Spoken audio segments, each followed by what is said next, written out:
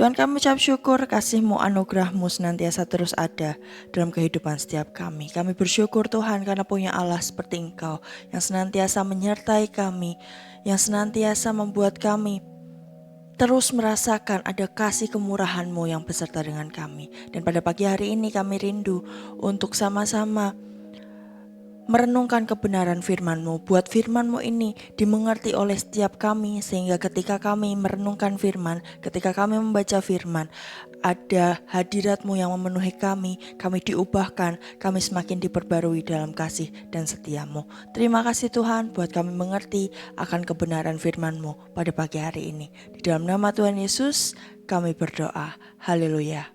Amin. Saudara, hari ini kita akan sama-sama merenungkan satu bagian firman Tuhan. Saya mengajak saudara sama-sama membaca dari Matius 17 ayatnya yang ke-24 hingga 27. Matius 17 ayatnya ke-24 hingga 27. Saya akan bacakan untuk saudara sekalian. Ketika Yesus dan murid-muridnya tiba di Kapernaum, datanglah pemungut bea bait Allah kepada Petrus dan berkata, "Apakah gurumu tidak membayar bea 2 dirham itu?" Jawabnya, "Memang membayar." Dan ketika Petrus masuk rumah, Yesus mendahulinya dengan pertanyaan, "Apakah pendapatmu, Simon? Dari siapakah raja-raja dunia ini memungut bea dan pajak? Dari rakyatnya atau dari orang asing?" Jawab Petrus, "Dari orang asing."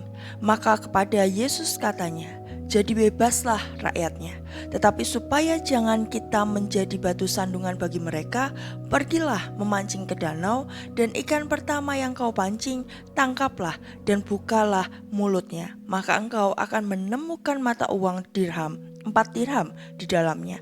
Ambillah itu dan bayarkanlah kepada mereka, bagiku dan bagimu juga." Saudara, firman Tuhan yang kita baca pada pagi hari ini mengingatkan saya dan saudara tentang bagaimana kisah dari Yesus ketika dia membayar bea untuk bait Allah. Tetapi saudara, yang menarik dan yang saya ingin kita sama-sama renungkan pagi hari ini bukan soal bagaimana Yesus membayar bea bait Allah ini, tetapi bagaimana Tuhan menyediakan apa yang menjadi kebutuhannya pada saat itu.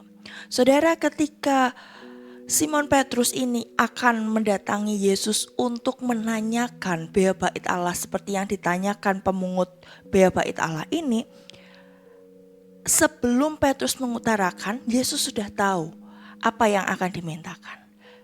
Tetapi yang menarik saudara, ketika Petrus menjawab, lalu Yesus memberikan biaya untuk pembayaran bea ini lewat cara yang menarik. Apa itu?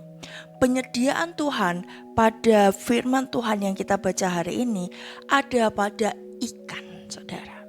Ketika kita menjadi Simon Petrus, saudara, ketika dimintakan uang kepada Yesus, lalu Yesus menjawab, "Pancinglah ikan, nanti dari dalamnya akan ada uang." Rasa-rasanya seperti mustahil. Rasa-rasanya seperti sesuatu hal yang tidak bisa kita lakukan. Rasa-rasanya seperti di akal kita tidak masuk akal. Bagaimana bisa dari seekor ikan keluar 4 dirham? Rasa-rasanya seperti sesuatu yang tidak mungkin dilakukan. Tetapi saudara, Simon Petrus tidak mengelak untuk apa yang dilakukan, apa yang diperintahkan oleh Yesus. Dia tetap pergi, dia tetap mengambil ikan, dan dia tetap membuka mulut ikan itu dan keluar 4 dirham untuk membayar bea bait Allah. Saudara, apa yang bisa kita renungkan dari perenungan kita pagi hari ini? Yang bisa kita renungkan, saudara, ketika Tuhan sudah menyediakan bagi kita apapun yang kita butuhkan, mungkin caranya di luar dari akal kita. Mungkin caranya tidak masuk akal bagi kita. Mungkin caranya membuat kita merasa bahwa masa ini jawaban Tuhan. Sesuatu yang kita butuhkan mungkin datang dari hal yang tidak terduga, mungkin datang dari hal yang di luar dari pikiran kita. Tapi inilah cara kerja Allah. Inilah cara kerja Tuhan kita. Yang tidak mungkin dibuatnya mungkin. Yang mustahil dibuatnya bisa terjadi. Yang di luar akal manusia bisa dilaksanakan. Tugas kita apa, saudara? Hanya kerjakan dan lakukan. Tugas kita hanya melakukan apa yang menjadi perintah Allah. Apa yang menjadi hikmat dari Allah kita lakukan. Meskipun itu terkadang tidak masuk akal bagi kehidupan kita sebagai manusia. Seakan-akan jawaban Tuhan rasa-rasanya gak mungkin nih. Tetapi kalau Tuhan yang berbicara, Tuhan yang memberikan kita hikmat, Tuhan yang membuat kita mengerti akan satu perintah itu, maka lakukanlah, kerjakanlah dengan sepenuh hati kita, dengan sebisa mungkin, dengan iman penuh kepada Tuhan. Kita belajar dari Simon Petrus, saudara. Uang di dalam mulut ikan, 4 dirham di dalam mulut ikan, saudara. Dan itu ikannya random loh, saudara. Yang pertama kali kena pancing, yang pertama kali didapat oleh Simon Petrus. Tapi saudara, ikan itu membawa 4 dirham seperti apa yang diperintahkan Yesus. Begitu juga dalam kehidupan saya dan saudara. Mungkin ketika kita berdoa, saudara, hikmat yang kita dapat bukan sesuatu yang ada di dalam akal kita. Mungkin ketika kita sedang bergumul, pertolongan yang kita dapat di luar dari nalar kita. Tapi itulah cara kerja Tuhan. Tuhan selalu menolong kita dengan 1001 cara. Tuhan tidak pernah mengerjakan apa yang kita mau sesuai dengan apa yang kita kehendaki. Tapi Dia selalu mengerjakan sesuai dengan apa yang Dia rancangkan. Dia rancangkan sesuatu yang terbaik untuk menyediakan kebutuhan saya dan saudara. Dan lewat cara-cara yang tidak terduga. Oleh karena itu, setelah kita merenungkan bagian firman Tuhan ini, saya rindu saudara dan saya sama-sama belajar bahwa ketika kita percaya Tuhan, kita juga harus percaya dengan cara-caranya yang di luar dari akal kita. Ketika kita belajar percaya dengan Tuhan, maka kita juga harus percaya akan pilihan-pilihan yang mungkin di luar dari rancangan kita. Sebab dari itu semua, Tuhan tetap berbicara dan Tuhan tetap menyediakan.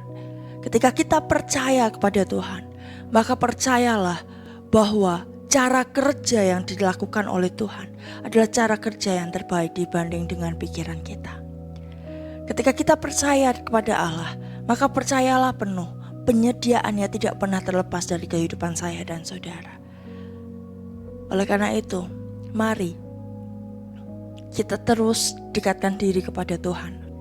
Kejar hadirat-Nya, duduk diam di dekat hadirat-Nya, sampai kita tahu ada jawaban-jawaban Tuhan yang telah disediakan untuk saya dan saudara.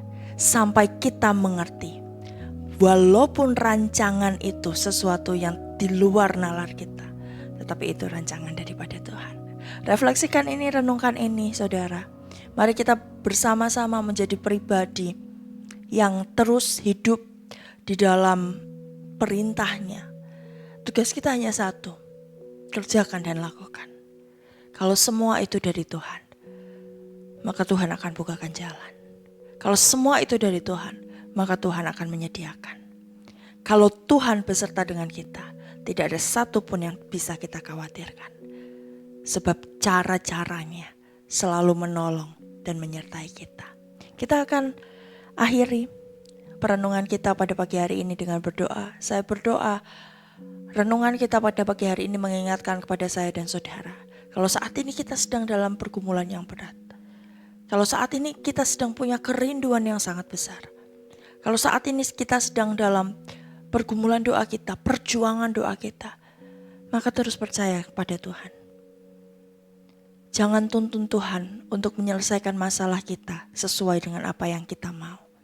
Tapi biarkan hati kita, pikiran kita menyelaraskan diri dengan cara kerja Tuhan.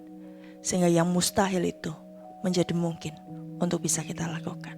Kita akan berdoa, mari berdoa.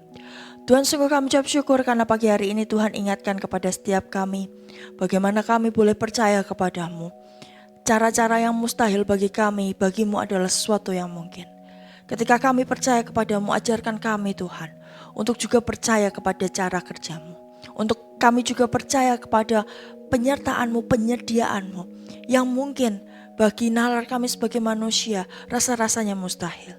tetapi ajarkan kami percaya untuk melakukan segala sesuatu dengan iman kami kepadamu. Percaya penuh bahwa Tuhan terus beserta dengan kami. Terima kasih Tuhan, terima kasih. Engkau berkati setiap kami, Engkau berkati perenungan ini. Bukakan hati kami, bukakan pikiran kami, tanamkan firman ini. Sehingga ketika kami dalam pergumulan, dalam kerinduan yang besar, di dalam doa-doa kami tahu ada 1001 caramu yang sanggup menyediakan dan menolong kami. Terima kasih Tuhan. Engkau berkati setiap kami yang mendengarkan firman Tuhan pada pagi hari ini. Engkau berkati setiap jemaatmu di tempat ini.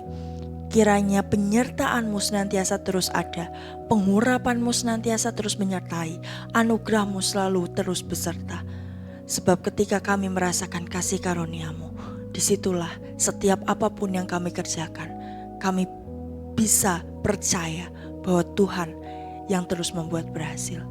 Engkau menyertai rumah tangga kami, Engkau menyertai studi kami, bahkan Engkau menyertai pekerjaan kami.